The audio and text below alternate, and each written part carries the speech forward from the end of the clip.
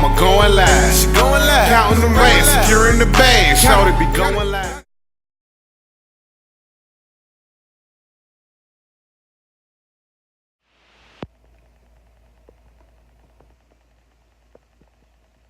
Hey man, it's your boy Season. We back at it with another video. First and foremost, I wanted to say apologize for not uploading lately. I've been going through some personal problems, and also I've been sick a little bit. So we're going to bring another reaction video back at you today. Today we're going to be reacting to the 10-week Dragon Ball Z characters Goku thought was strong. Everybody know I'm a huge Dragon Ball fan. Love Dragon Ball Z. Been a fan of it since I was a little kid. So let's get into this video. Let's get into it. It's always a good time watching Goku go toe-to-toe with a powerful enemy. But what about all those times Goku thought an opponent was much stronger than they actually were, and he just completely eclipsed their power? Well, those times are still fun to watch. But we gotta ask, what's the deal with Goku outclassing his enemies and allies? Sorry for that. Still needs some work.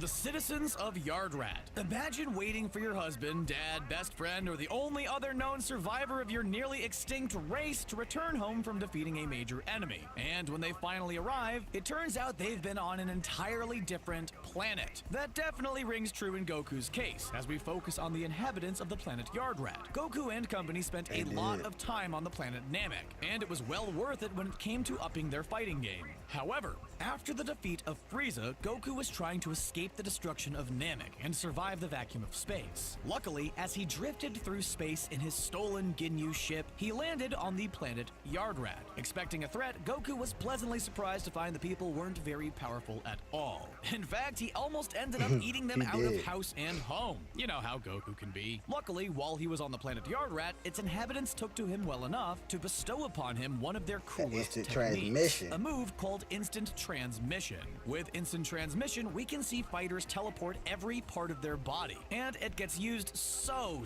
much in battle. It's such a game changer. This technique's been a major player since its introduction, and we have the people of planet YARDRAT to thank for that. We're just glad they're peaceful and not vengeful.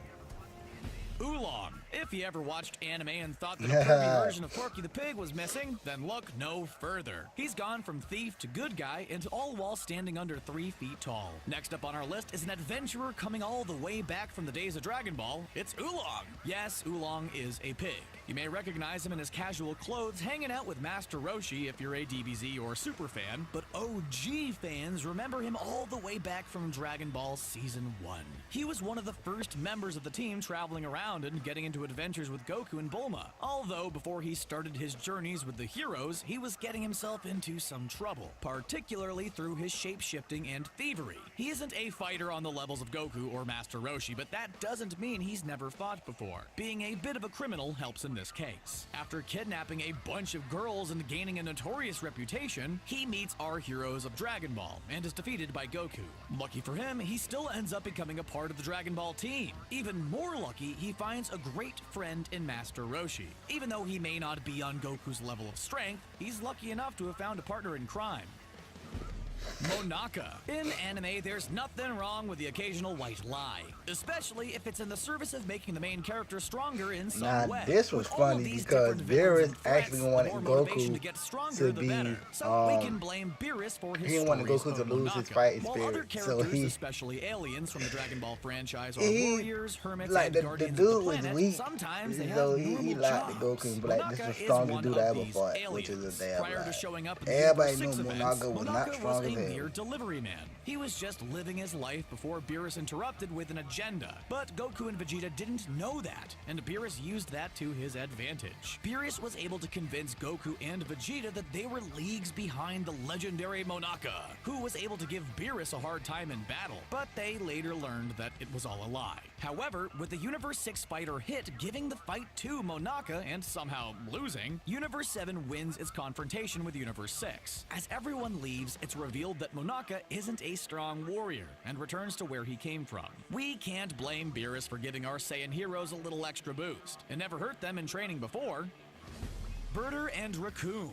These two on the entry list don't get can't separate blame him. At the entries end of because the they day, I weren't really a separate threat. Most of the enemies on the show come as singular units, but that's not the case. Man, they used to get on my damn nerves with all that damn dancing, dancing, like, just for two real, bro. members. They As really stated, used to get Burter on my and nerves with that Raccoon damn come from the dancing. Ginyu Force, which is Frieza's top squad. I always that thought the serves whole out his Ginyu Force evil was gay. Frieza agenda. Like, for real. They're Like, led by Captain I'm not trying to Ginyu, be funny. who I first meets the really squad thought them during the boys was events gay. happening on planet Namek. Vegeta, Krillin, and Gohan all attempt to fight the Ginyu Force, but it's not until Goku arrives that they do real damage. As soon as Goku shows up, they're soon faced with the truth that he's too powerful for them to face. It also helps that 4 versus 5 is more of a fair fight than 3 versus 5. So when Goku arrives on the scene, he single-handedly defeats both Burter and Raccoon. However, being the classy Saiyan that Vegeta is, he deals the final blow to everyone but Captain Ginyu. He is a fight that's being saved for last. Even once they're dead and sent to Otherworld, they're defeated by our Earth fighters who've been training with the powerful King Kai. What a joke of an elite fighting squad.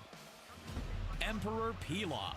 He was another major player from the days of Dragon Ball, and he still makes his appearances throughout the subsequent series as an adventuring nuisance. Short and stout, but never the one to give up on his dreams of ruling, it's Emperor Pilaf. The original journey of Dragon Ball involved Goku, Bulma, and friends searching for the legendary Dragon Balls to make their wish. Others were also looking for the balls too, and one of the most evil foes at the time, Pilaf, raced our heroes for the 7 balls. Alongside him, he had the assistance of his goons, the upright buffoon of a dog, Shu, and the stern and serious Mai. However, our heroes were too late and were captured by Pilaf, but thanks to Goku's Saiyan heritage, we got to see him transform into his great ape Uzaru form.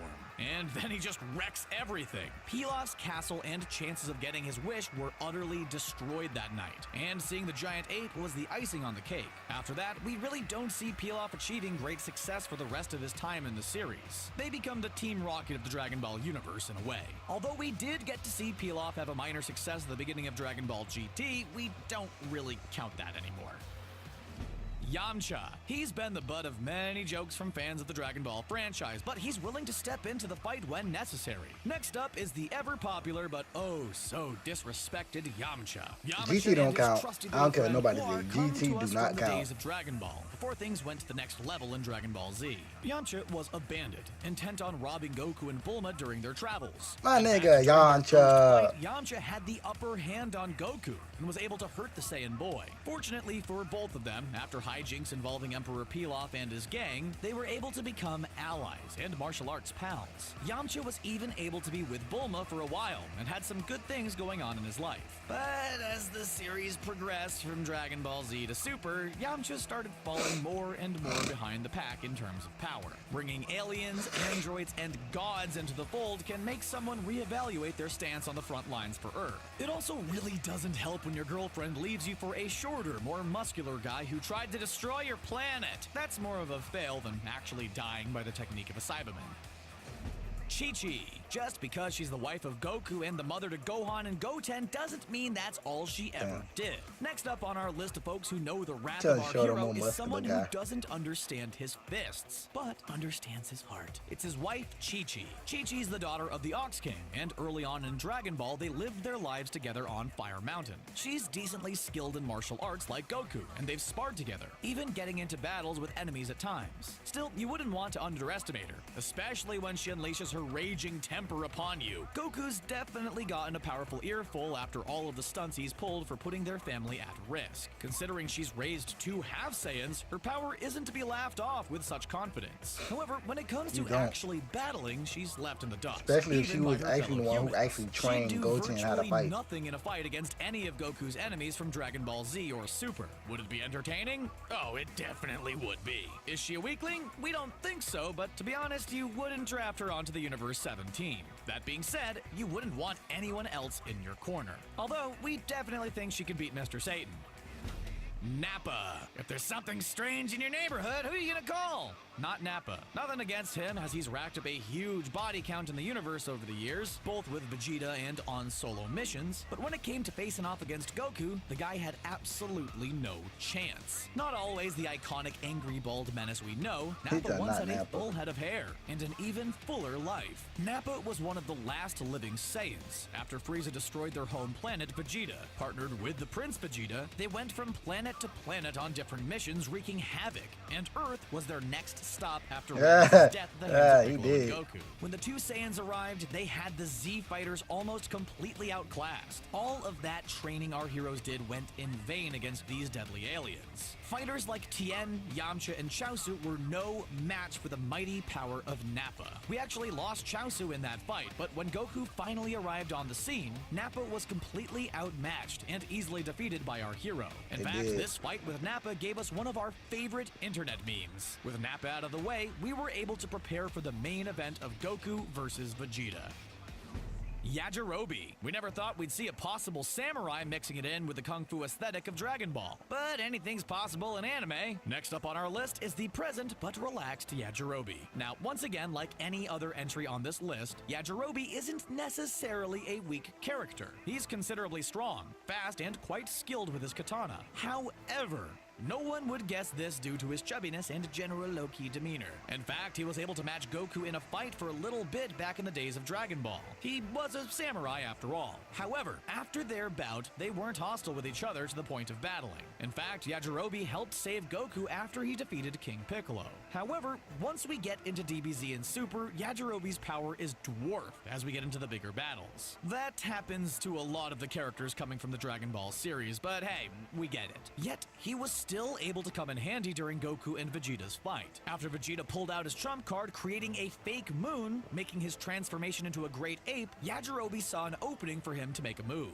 He was able to cut off Vegeta's tail once he turned into a great ape. So we'll call that an instant win for Yajirobe.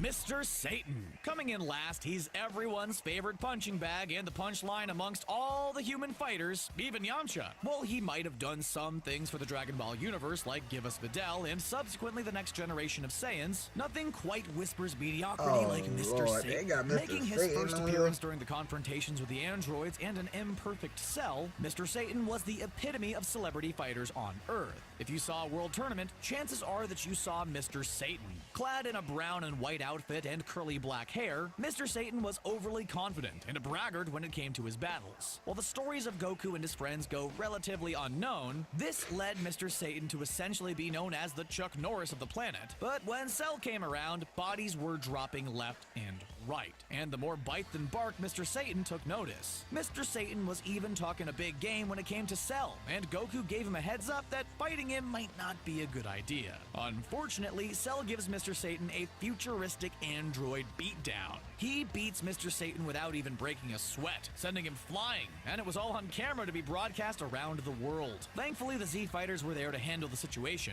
but Mr. Satan still got all of the credit. How fair is that? Not at all, Mr. Satan. When you're destined to be the hope of the universe, you sometimes gotta outshine a few people on the way to the top. Did we forget a fight? What's your favorite Dragon Ball fight? Let us know in the comments section below, and don't forget to subscribe to CBR for more anime content. Thanks for watching. That's it for the video. I hope you guys enjoyed the reaction. Like I said, we'll probably bring in more of these reactions, more Dragon Ball reactions. But like the video, comment, and subscribe. I'm out. Yeet!